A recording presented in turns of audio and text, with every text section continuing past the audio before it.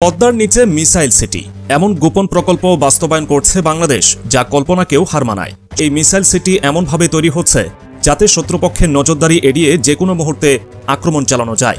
চট্টগ্রাম এবং ঢাকার মাটির নিচে গড়ে তোলা হচ্ছে অত্যাধুনিক এই সামরিক ঘাঁটি। মাটির গভীরে বিশাল এলাকা জুড়ে সামরিক ঘাঁটি তৈরি করেছেন অন্তর্বর্তী সরকারের প্রধান উপদেষ্টা ডক্টর মোহাম্মদ ইউনূস। পাহাড়ি এলাকার নিচে তৈরি করা এই গোপন সামরিক ঘাঁটি যেন রীতিমতো এক শহর। এবার স্বৈরাচারের প্রেতাত্মাদের জন্য একটা দুঃসংবাদ হলো এই প্রথমবারের মতন বাইরে কলিজা কাহারে বলে কত প্রকার কি এটার একটা প্রমাণ দিয়েছে আমাদের ডক্টর মোহাম্মদ ইউনূস। কি এমন মেশিন আসলো যেটা দিয়া এতগুলা সিকিউরিটি লেয়ারকে ফাইরা চাঞ্চল্যকর অবস্থা সমুদ্রে উঠেছে তুফান, আর সেই তুফান ওঠানোর যারা মূল নায়ক আমাদের। আমি হাতে নাতে দেখাতে চাই আপনাদেরকে পরিণতিটা কতটা ভয়ঙ্কর যাচ্ছে ভারতের জন্য। ভারতের রুপির মান সর্বনিম্ন এই মুহূর্তে ঐতিহাসিকভাবে। বাংলাদেশ ছোট্ট দেশ হতে পারে, বাট দ্বিতীয় সর্বোচ্চ রেমিটেন্স প্রেরণকারী দেশ হচ্ছে ইন্ডিয়ার কাছে বাংলাদেশ। Imagine that. এটাতে বাংলাদেশের একটা লাভ হয়েছে, সেটা হচ্ছে পুরো জাতি আমরা এক। দেশের প্রশ্নে দেশপ্রেমের জন্য আমরা এক জায়গায় চলে এসেছি, এটা হচ্ছে বাংলাদেশের লাভ। ওদের তো বাথরুম করার পায়খানা নাই, কয়েকদিন হাগার জন্য গুও থাকবে না পেটের মধ্যে, কারণ খাইতে পাবে না তো গু কোত্থেকে আসবে, হাগারও দরকার হবে না, বাথরুমেরও দরকার হবে না। এইভাবে মিথ্যা প্রচার করার জন্য শুভেন্দু অধিকারীর বিরুদ্ধে রাজ্য প্রশাসনের সর্বোচ্চ কর্তা যিনি মমতা ব্যানার্জি কি ব্যবস্থা গ্রহণ করেছেন, কি সুমোটো করেছেন, সেটা আমরা দেখতে চাই। দর্শক, গুরুত্বপূর্ণ একটি ব্রেকিং খবর এইমাত্র বিভিন্ন চ্যানেলে প্রচার হচ্ছে। সেটি হচ্ছে প্রধান উপদেষ্টা ইউরোপীয় ইউনিয়নভুক্ত 27টি দেশের রাষ্ট্রদূতের সঙ্গে বৈঠক করবেন। বাংলাদেশের জন্য, বাংলাদেশের জনগণের জন্য বড় কোনো সুখবর আসছে, অতএব এটা নিশ্চিত বাংলাদেশের জন্য বড় কিছু করতে যাচ্ছে। দর্শক, এবার ঠিক ইরানের মতোই খেলা দেখালো ডক্টর মোহাম্মদ ইউনূস। ইরান যেমন শত্রুপক্ষের রক্তচক্ষুকে উপেক্ষা করে মাটির নিচে তাদের অস্ত্র সামগ্রী তৈরি করে, বাংলাদেশও এই মুহূর্তে এসে ঠিক একই কাজটি করেছে। দর্শক, বাংলাদেশও মাটির নিচে অস্ত্র ভাণ্ডারের একটি গোপন কারখানা করেছে। দর্শক, সেই কারখানাটি ঠিক কোথায় রয়েছে এবং এই কারখানাটিতে ঠিক কারা কাজ করবে বা সরকারের এখানে ঠিক কতটা ভূমিকা রয়েছে এবং কি ধরনের অস্ত্র এখানে তৈরি হতে চলেছে এবং কাদের বিরুদ্ধে এগুলো কাজে লাগানো হবে, দর্শক সেটি আশা করছি আজকে নিউজটি সম্পূর্ণ মনোযোগ সহকারে দেখলেই বুঝতে পারবেন। এমনকি দর্শক, এরই সাথে সাথে আপনাদেরকে আরও কিছু সুসংবাদ দেব, যেখানে ভারত এখন বাংলাদেশের কাছে মাপ চাইছে। অর্থাৎ বলতে গেলে বলা যায় নরেন্দ্র মোদী এখন ডক্টর ইউনূসের কাছেই মাপ চেয়ে বসতে পারে। দর্শক, ক্ষমতার অন্দরমহলে ঠিক কি ঘটছে, অর্থাৎ ভারত হঠাৎ করে কেন পিছু টান দিচ্ছে, সেটিও আশা করছি আজকে নিউজটি সম্পূর্ণ মনোযোগ সহকারে দেখলেই বুঝতে পারবেন। তো প্রিয় দর্শক, আমি আর বেশি কথা বাড়াবো না। আমি ভিডিও শুরুতেই আপনাদের যেই ভিডিওগুলোর অংশ বিশেষ দেখিয়ে শুরু করেছিলাম, সেই ভিডিওগুলোর বিস্তারিত আলোচনা দেখাবো। তবে তার আগে বলি, যারা এখনও চ্যানেলটি সাবস্ক্রাইব করেননি সকলে চ্যানেলটি সাবস্ক্রাইব করে পাশে থাকা বেল আইকনটি বাজিয়ে দিবেন। আর যারা ইতিমধ্যেই সাবস্ক্রাইব করে গেছেন তাদের সকলকে অসংখ্য ধন্যবাদ। তো চলুন একটু লাইক দিয়ে আমরা ধারাবাহিকভাবে সবগুলো ভিডিওর বিস্তারিত আলোচনা দেখে আসি।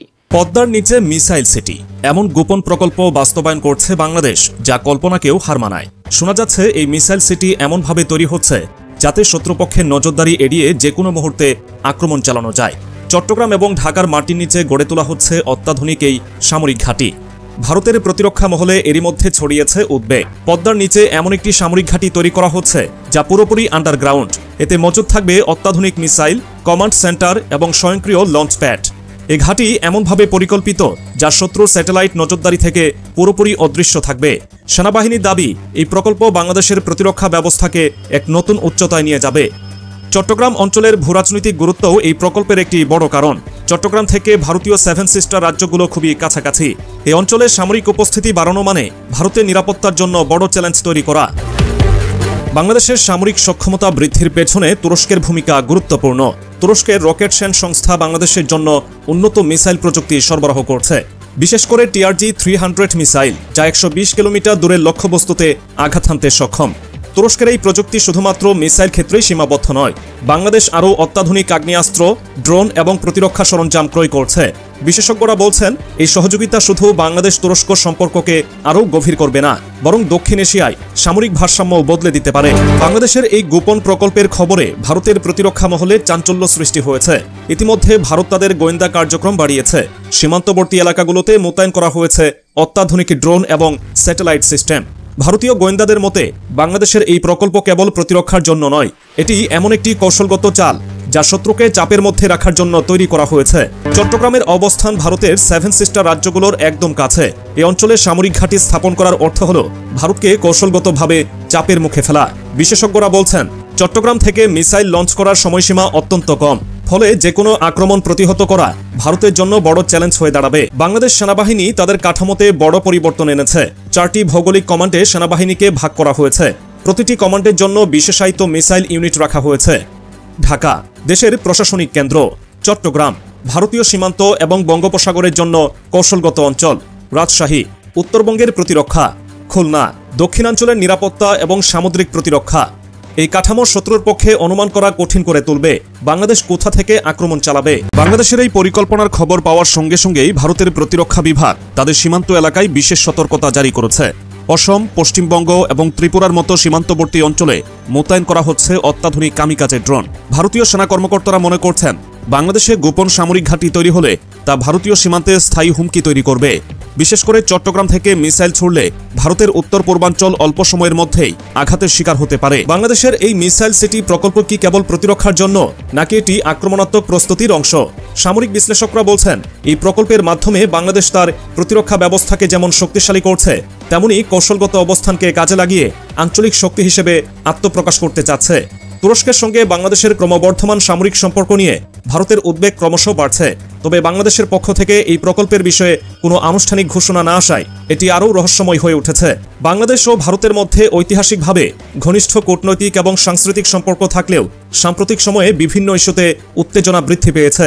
বিশেষ করে চিন্ময় কৃষ্ণপ্রভুর গ্রেফতার ভারতের প্রতিরক্ষা বিভাগ বেশ উদ্বিগ্ন। ভারত মনে করছে, বাংলাদেশের ভেতরে সামরিক শক্তি বাড়ানোর এই পরিকল্পনা শুধুই প্রতিরক্ষামূলক নয়, বরং দক্ষিণ এশিয়ায় নতুন করে শক্তির ভারসাম্য পরিবর্তনের অংশ। বিশেষ করে চট্টগ্রামে গোপন মিসাইল সিটির অবস্থান ভারতের 7 সিস্টার রাজ্যগুলোর জন্য বড় ধরনের হুমকি হিসেবে দেখা দিচ্ছে। তবে বাংলাদেশের এই পদক্ষেপ কেবলমাত্র জাতীয় নিরাপত্তা এবং প্রতিরক্ষার জন্য, নাকি এটি একটি আঞ্চলিক কৌশলগত সিদ্ধান্ত, এই প্রশ্ন এখনও ভারতের জন্য রহস্যময়। ভারতের গোয়েন্দা বিভাগ জানাচ্ছে, বাংলাদেশের সেনাবাহিনী এই প্রকল্প বাস্তবায়নে সরাসরি বিদেশি সহায়তা নিচ্ছে। বিশেষ করে তুরস্কের সঙ্গে সামরিক চুক্তি ভারতের উদ্বেগ আরও বাড়িয়ে দিয়েছে।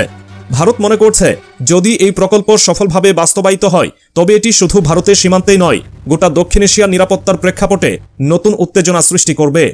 মজার ব্যাপারটা হলো, একটা কথা আছে আমাদের কুমিল্লার ভাষায়, ক্ষেতের চাক্কা খেতে ভাঙে, লাইলে তোলে না। তাহলে আপনার হাতে যখন ক্ষমতা ছিল, আপনি ক্ষমতাকে প্রয়োগ করে যা যা করছেন, সময়ের পরিবর্তনে একই জিনিসগুলো আবার আপনার সাথেই ঘটা শুরু করেছে। তো মানুষের মধ্যে স্বাভাবিক একটা কী বলে যে কমন চরিত্র আছে। যখন আমি অন্যায় করি, আমার কাছে মনে হয় না এটা তো ন্যাচারাল বা এটা নর্মাল, আর আমার সাথে যখন অন্যায় হয় তখন মনে হয় যে তার উপরে খোদার গজব পড়ুক, বিষয়টা অনেকটা এরকম টাইপেরই। তো যাই হোক, এই মুহূর্তে সর্বশেষ বাংলাদেশ আওয়ামী লীগের যিনি সভানেত্রী, সাবেক প্রধানমন্ত্রী শেখ হাসিনার সর্বশেষ একটা অস্ত্র ছিল বাংলাদেশের মানুষকে বা আওয়ামী লীগের নেতাকর্মীদেরকে উজ্জীবিত করতে, পরিকল্পিতভাবে হোক অথবা সামহাও ফোন আলাপগুলা ফাঁস করা হোক, যেভাবেই হোক তার ফোন আলাপগুলো নিয়ে মানুষের মধ্যে কৌতূহল বা আগ্রহ ছিল। আর এই ফোন আলাপগুলো বাংলাদেশের যে সার্বিক পরিস্থিতি, সেই পরিস্থিতিকে কখনো এরকম দোলাইতো, আবার কখনো ধরেন কাঁপাইতো। এই যখন সিচুয়েশন, সরকার তো পড়ছে হার্ডলাইনে যে আসলে পরিস্থিতি যেভাবেই হোক কন্ট্রোল করতে হবে।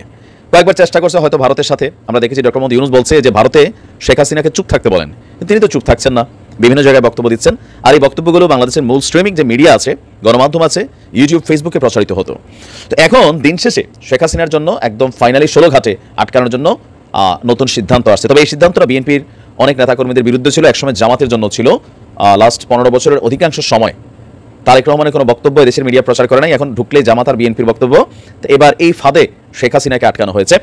মানবতা বিরোধী অপরাধের মামলার আসামি শেখ হাসিনার বিদ্বেষমূলক বক্তব্য, তবে এখানে শব্দটার মধ্যে একটা ইস্যু আছে, বিদ্বেষমূলক। তিনি যদি দেশ জাতির উদ্দেশ্যে কোনো পজিটিভ বক্তব্য দেন, সম্ভবত সেটা প্রচার করা যাবে, কারণ এখানে কোরআন কোড বলা হয়েছে বিদ্বেষমূলক বক্তব্য, ওই যে টুস করে ঢুকে পড়বো, অথবা ওই যে কি বলে যে ট্রাম্পের ছবিটা লাগে বা ছবি থাকে না, এরকম যে ভেজাইলা বক্তব্যগুলো, ওই রকম বক্তব্যগুলো গণমাধ্যম, সামাজিক যোগাযোগ মাধ্যম, ফেসবুক, ইউটিউব এবং টুইটার, সাবেক বর্তমানে এক্স, সেখানে প্রচার না করতে নিষেধাজ্ঞা দিয়েছে আন্তর্জাতিক অপরাধ ট্রাইব্যুনাল।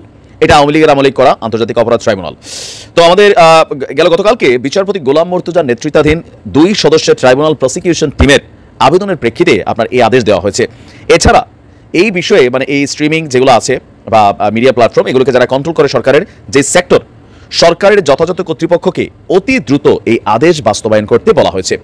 সেই সঙ্গে আগে যত বক্তব্য তিনি দিয়েছেন, মানে গেল বেশ কয়েকটা বক্তব্য, সেই বক্তব্যগুলো আপনার এই মিডিয়া প্ল্যাটফর্ম থেকে সরাতে বাংলাদেশ টেলিযোগাযোগ নিয়ন্ত্রণ কমিশনকে, তথ্য মন্ত্রণালয় এবং আইসিটি মন্ত্রণালয়কে নির্দেশ দিয়েছে মাননীয় আদালত। ভবিষ্যতে যেন শেখ হাসিনার কোনো ধরনের হেট স্পিচ সম্প্রচার বা প্রকাশ না হয়। তার মানে পজিটিভ বক্তব্য দিলে সেটা গণমাধ্যম প্রকাশ করতে পারবে। হেট স্পিচ বলা হয়েছে, মানে ঘৃণামূলক, বিদ্বেষমূলক অথবা ভেজালমূলক যে সকল বক্তব্য আছে সেগুলো যেন সম্প্রচার বা প্রকাশ না হয়, সেই জন্য ট্রাইব্যুনাল আদেশ দিয়েছেন। ট্রাইব্যুনাল আরও বলেছেন, বিদ্বেষমূলক বক্তব্যের কারণে মামলার বিচারের সময় সাক্ষী এবং ভুক্তভোগীদের ট্রাইব্যুনালে আনা যাবে না, তারা ভয়ে আসবেন না। আন্তর্জাতিক অপরাধ ট্রাইব্যুনালের প্রসিকিউটর বলছেন, আমরা আবেদনটি করেছিলাম একজন আসামির হেড স্পিচের বিষয়ে, তিনি হলেন শেখ হাসিনা, কারণ এখন পর্যন্ত শুধু ওনার হেড স্পিচগুলো আমাদের কাছে আছে, যেগুলোর প্রমাণ পেয়েছি, এগুলো তদন্তকে বাধাগ্রস্ত করবে। তো আপনার অলরেডি এই ইস্যুতে ফেসবুক, এক্স, ইউটিউব সহ আন্তর্জাতিক প্ল্যাটফর্মের কাছে লিখিতভাবে ট্রাইব্যুনালের আদেশটি পৌঁছানো হবে বলেও জানিয়েছেন প্রসিকিউটর আব্দুল্লাহ আল নোমান। এখন এটা যদি পৌঁছানো হয় তো সেই ক্ষেত্রে আওয়ামী লীগের যে অফিসিয়াল ভেরিফাইড ফেসবুক পেজ আছে সেখানেও কিন্তু ওনার কোনো বক্তব্য সম্ভবত প্রচার করতে পারবে না। ইউটিউব বা মেটা তাদের কমিউনিটির অংশ হিসাবে হয়তোবা এই ভিডিওগুলো আপলোড করতে দেবে না, বা দিলে কয়েক ঘন্টা পরে সেগুলো অটো ডিলিট হয়ে যাবে।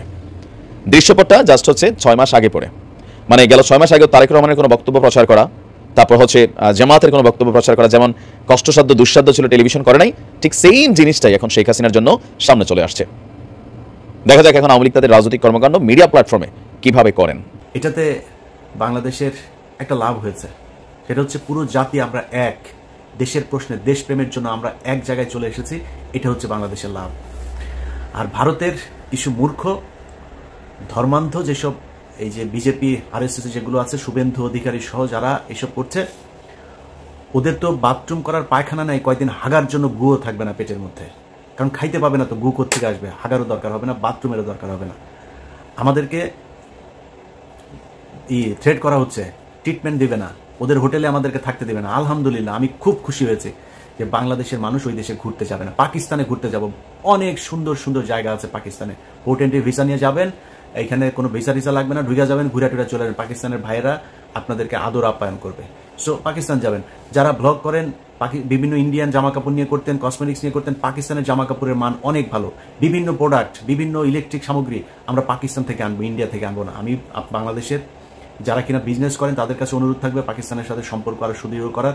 গ্যারান্টি দিলাম, এই বাংলাদেশের উপরে যদি কোনো বিদেশি আগ্রাসন, যে কোনো পৃথিবীর যেই দেশেরই আগ্রাসন আসুক, সবার আগে বাংলাদেশের মানুষের সাথে পাকিস্তান দাঁড়াবে। অতএব তাদের অর্থনৈতিক যে ভিত সেটা মজবুত করার জন্য আমরা তাদের কাছ থেকে জিনিস কিনবো, আমাদের জিনিস তারা কিনবে, তাদের সাথে সাংস্কৃতিক, অর্থনৈতিক, রাজনৈতিক সব ধরনের একটা সম্পর্ক হইতে হবে। 1971 সাল ইজ গন, আমরা 71 সাল নিয়ে তাকাই না।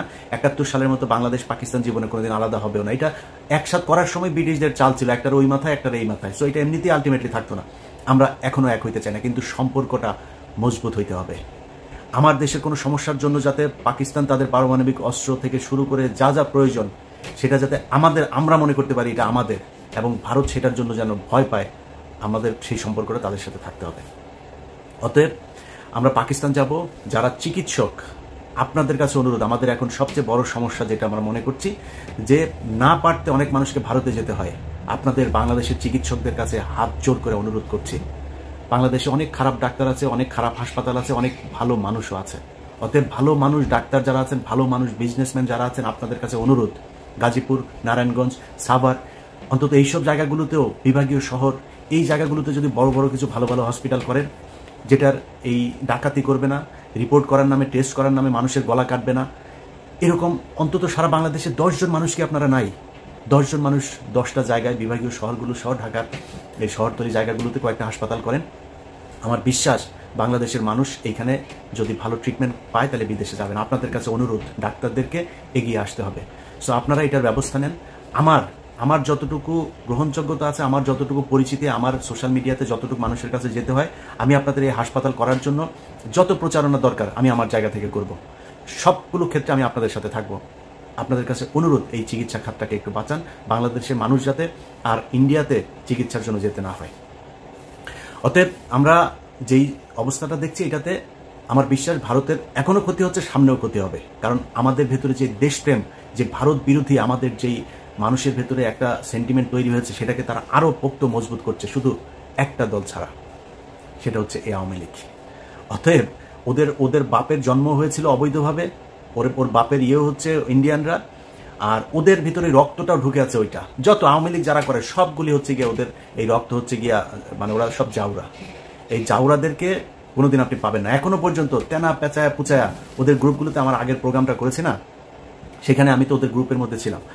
সেখানে ওদের কাজ হচ্ছে বিভিন্ন ধরনের আপনার করা, এই যে বানানো, কি বলে, রিপোর্ট, এগুলোরে ওরা এই এই আমেরিকাতে, তারপর ইউরোপের বিভিন্ন দেশের বিভিন্ন গোয়েন্দা সংস্থার কাছে ওরা এগুলো পাঠাচ্ছে। সেখান থেকে নিজুম মজুমদার ওগুলি ইমেল অ্যাড্রেস দেয়, এই ইমেল অ্যাড্রেসে এইটা লিখে লিখে পাঠান, এইভাবে লিখে দিচ্ছে। তো লিখে তারপরে কি দিচ্ছে যে বাংলাদেশে হিন্দুদেরকে অনেক, আজকে 30 জনকে ধর্ষণ করেছে, কালকে 40 জনের বাড়িঘর ভাঙচুর করেছে, আজকে অমুক জনের ছবি দেয়, হিন্দু একজনের ছবি দেয় ধুতি টুতি পরা, এদেরকে এইভাবে আজকে ইন্ডিয়া পার হয়ে যেতে করছে। তো অন্যান্য দেশের গোয়েন্দা সংস্থা তারা তো আর মানে কচু খায় না, তাই না? তারা তো জানে, তারা তো তথ্য নিবে, তারা তদন্ত করবে, করে দেখবে না এগুলো কি হচ্ছে, এগুলো করছে। আমি বাংলাদেশের হিন্দুদের কাছে অনুরোধ করব, হিন্দুরা আসলে, আপনাদেরকে কোনো কিছু চাপ দিয়ে বলানো হচ্ছে না, আসলে আপনারা হিন্দুরা কেমন আছেন? আপনাদের উপরে আমাদের মুসলমানদের ধর্মীয় কারণে আসলেই কি আপনাদেরকে টর্চার করা হয়? আমি ইলিয়াস বললাম, যদি করা হয় প্লিজ আমাকে বলবেন, আমি আপনাকে লাইভে নিয়ে আসবো, সারা বাংলাদেশের মুসলমানদের কাছে বিচার চাইবে একজন হিন্দুকে কেন এভাবে টর্চার করা হয়। ইসলাম যদি কেউ প্রতিষ্ঠা করতেও চায়, জোর করে আপনারা প্রতিষ্ঠা করা না, ইসলামের সৌন্দর্য দিয়েই আপনাকে আকৃষ্ট করা হবে। সো আপনার যদি মনে হয় যে আপনাকে মুসলমানরা টর্চার করে, আপনি আমাদের বলেন, আমরা আপনার পাশে দাঁড়াবো। আমি কথা দিচ্ছি, অনেক মানুষ হয়তো মনে করেন আমি খুব হিন্দু বিদ্বেষ, আরে ভাই আপনার বিদ্বেষ দিয়ে আমি কি করবো? বাংলা পৃথিবীর মধ্যে 180 কোটি 200 কোটি মুসলমান, এত মুসলমান দরকার নাই তো ভাই, বহুত মুসলমান আছে, মুসলমানরাই ইসলাম পালন করেন। আপনি হিন্দু কোন ধর্ম পালন করলেন আমার সমস্যা আছে না, আপনি আপনার ধর্ম করেন ভাই, আমি আমার ধর্ম করব। আমি আমার ধর্মের সৌন্দর্যটা আপনার সাথে যদি ওইরকম সম্পর্ক হয়, আমি বলবো যে ভাই আমার ধর্মটা এই, আপনার ভাল লাগলে আপনি ডিসিশন নিয়ে নেবেন আপনি কোন ধর্ম পালন করবেন। সো আপনাদেরকে জোর করে কেউ ধর্ম পালন করাইতে যাবে না, এবং ধর্মের কারণে বাংলাদেশে কোনোদিন কোনো হিন্দুর উপরই করে না। যদি সত্যবাদী হয়ে থাকেন তাহলে স্বীকার করবেন এই বাংলাদেশে সবচাইতে বেশি নির্যাতন হিন্দুদের উপর করেছে আওয়ামী লীগ। অতএব সাধারণ হিন্দু আপনারা যারা আছেন, আপনাদেরকে বলবো আপনারা সারা দেশের সবাই মিলে একটা সমাবেশ করেন, ঢাকাতে একটা ডেট দেন, আপনারা ওই সমাবেশে আসেন, আপনাদের সাথে আমাদের লোকজন থাকবে আপনাদের সাথে সংহতি জানানোর জন্য। সারা পৃথিবীকে আপনারা জানিয়ে দেন যে বাংলাদেশের হিন্দুরা আসলে কেমন আছে। দর্শক, গুরুত্বপূর্ণ একটি ব্রেকিং খবর এইমাত্র বিভিন্ন চ্যানেলে প্রচার হচ্ছে। সেটি হচ্ছে 9 ডিসেম্বর প্রধান উপদেষ্টা ইউরোপীয় ইউনিয়নভুক্ত 27টি দেশের রাষ্ট্রদূতের সঙ্গে বৈঠক করবেন। এই বৈঠকটি খুব গুরুত্বপূর্ণ। অন্যদিকে আজকে বিকেলে ধর্মীয় নেতাদের সঙ্গে বসছেন। ধর্মীয় নেতাদের সঙ্গে কেন আলাদাভাবে বসছেন তার একটি গুরুত্ব আছে, সেই বিষয়টি দর্শক আপনাদেরকে বলছি। কেন এই ঘন ঘন মিটিং এর প্রয়োজন আছে? ইতিমধ্যে জাতীয় ঐক্যের একটা ভিত্তি রচিত হয়েছে। সকল রাজনৈতিক দল, আওয়ামী লীগ বাদ দিয়ে, আওয়ামী লীগের কথাটা না বলাই ভালো, কারণ আওয়ামী লীগ নামে কোনো দল এই মুহূর্তে বাংলাদেশে এক্সিস্ট করছে না। সুতরাং তার সহযোগী জাতীয় পার্টিও ভিন্ন বিষয়, তাদের যেই চিন্তা চেতনা তার সঙ্গে বর্তমানে অধিকাংশ রাজনৈতিক দলের কোনো মিল নেই। ফলে অধিকাংশ রাজনৈতিক দলকে নিয়েই জাতীয় ঐক্য তৈরি হয়েছে। সেই ঐক্য হচ্ছে বাংলাদেশের স্বাধীনতা সার্বভৌমত্বের প্রশ্নে কোনো আপোষ নয় এবং মিলিতভাবে লড়াই করতে হবে। এরপরে আলাদাভাবে যেই সমস্যাটি আন্তর্জাতিক অঙ্গনে তৈরি হয়েছে সেটি ভারতের দ্বারা সৃষ্ট, সেই পরিস্থিতি মোকাবেলা করতে হচ্ছে বাংলাদেশকে।